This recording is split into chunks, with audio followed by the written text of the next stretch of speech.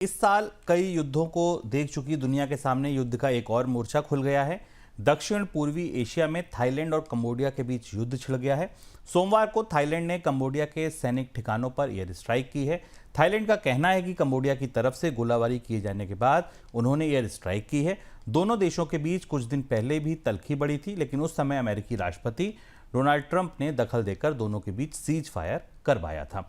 Sir, cease fire लंबा नहीं चल सका, एक बात ये, और दूसरा ये तनाव किस तरह असर डालेगा, कहां कहां अगर हम समझें बाजार के नजरिए से तो कितना प्रभावित करेगा? ये डोनाल्ड ट्रंप अपनी सबसे बड़ी सफलता बता रहे थे कि उन्होंने तमाम जो युद्ध दुनिया में रुकवाए उनमें एक युद्ध ये भी था। लेकिन थाईलैंड और कंबोडिया के बीच वर्षों पुराने मतलब दशकों पुराना सीमा विवाद है जो और उस विवाद की शुरुआत नए सिरे से फिर हो गई है। थाईलैंड ने जो एयर स्ट्राइक किए हैं वो सीमा के पार कंबोडिया के उस हिस्से में किए हैं जिसको कि चोंगन मा एरिया कहते हैं, और इस जोन में बड़े एयर स्ट्राइक्स किए हैं F-16 जेट के थ्रू। ये तो नहीं पता चल पा रहा है कि इससे नुकसान कितना हुआ है, लेकिन ये पूरा का पूरा घटनाक्रम अब एशिया में एक बार फिर दो महत्वपूर्ण देशों के बीच टकराव की स्थिति पैदा कर रहा है। और थाईलैंड ने कहा है कि अगर घुसपैठ हुई या बाकी चीज़ें हुई तो फिर अटैक और ज़्यादा तेज़ी से बढ़ाए जाएंगे। एस्केलेशंस का रिस्क काफ़ी ज़्यादा है और इससे एशिया की अर्थव्यवस्थाओं में, एशिया के बाजारों पर गंभीर असर पड़ने की संभावना है। हालांकि हो सकता है अगले 24 घंटे 48 घंटे में अंतर्राष्ट्रीय स्तर से अमेरिका से खासतौर पर कुछ दखल और हस्तक्षेप किया जाए, क्योंकि डोनाल्ड ट्रंप ने इस शांति समझौते का श्रेय लिया था। लेकिन ये डेवलपिंग घटनाक्रम है और इस पर हमारी नज़र रहेगी।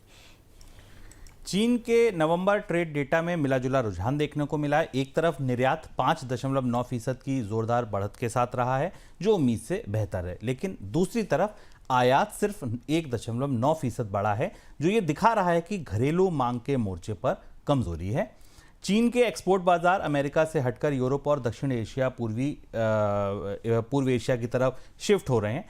कुल मिलाकर चीन को निर्यात से राहत तो मिली है, लेकिन असली चुनौती घरेलू खपत की, उद्योगों की धीमी रफ्तार की दिख रही है। सर, कितना गहरा दिख रहा है चीन का ये संकट? चीन के आंकड़े बेहद दिलचस्प हैं। चीन के आंकड़ों में कई सारे नए तथ्य दिखाई दिए। पहली बार इतिहास में चीन का जो ट्रेड सरप्लस था वो $1 ट्रिलियन से ऊपर निकल गया, और ये उस स्थिति में जबकि अमेरिका सबसे बड़ा बाजार था जिसने चीन के ऊपर इतने हैवी टैरिफ लगाए थे। और ये बता रहा है, बाजार इसको ऐसे पढ़ रहा है कि चीन ने बेहद मजबूती के साथ अपने आप को अमेरिका से डिकपल किया है, अपने आप से अलग किया है। चाइना के एक्सपोर्ट्स के नंबर में थोड़ी हमें रिकवरी दिखाई दी है, लेकिन जो महत्वपूर्ण बात यह है कि चीन ने अमेरिका के बजाय अन्य वैकल्पिक बाजारों में गहरी इनरोड्स बनाई हैं। इसमें ASEAN, global south east Asia को चीन का निर्यात 30% बढ़ा है, जो हाल के महीनों में सरप्राइज है। और जो नुकसान उसे अमेरिका के बाजार में माल न पहुंच पाने पर या टैरिफ के कारण हुआ था, वो वापस इन बाजारों से लिया गया। ग्लोबल साउथ में चाइना ने करीब 1.6 ट्रिलियन डॉलर के आसपास के नए एक्सपोर्ट्स किए हैं, जो 50% बढ़ोतरी दिखा रहा है आंकड़ों में।